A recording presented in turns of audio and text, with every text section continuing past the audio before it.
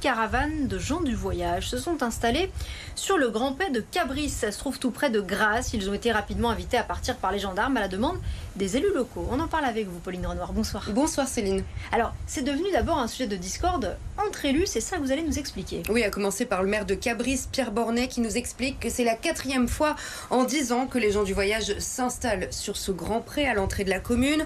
En plus d'être arrivés sans autorisation, il se trouve que le pré est destiné à accueillir des événements festifs au printemps, l'été, donc leur présence dérange, en tout cas à en croire les habitants, car le centre du village est vraiment à 2 pas. Le député Rassemblement National Lionel Tivoli est intervenu samedi.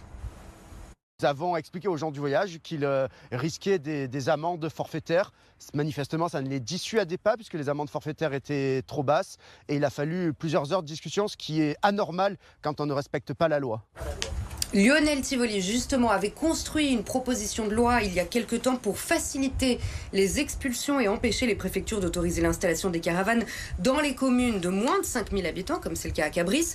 Problème, le texte n'a jamais été mis à l'ordre du jour de l'Assemblée nationale. Et le maire de Cabris milite pour que d'autres communes fassent leur part du travail ? Normalement, ça doit tourner. Les caravanes devraient aller à Grasse, Antibes, Cannes, par exemple. Mais, je cite le maire de Cabris, quand on fait du prévisionnel et qu'il est question de se répartir l'accueil, ça devient le grand bal.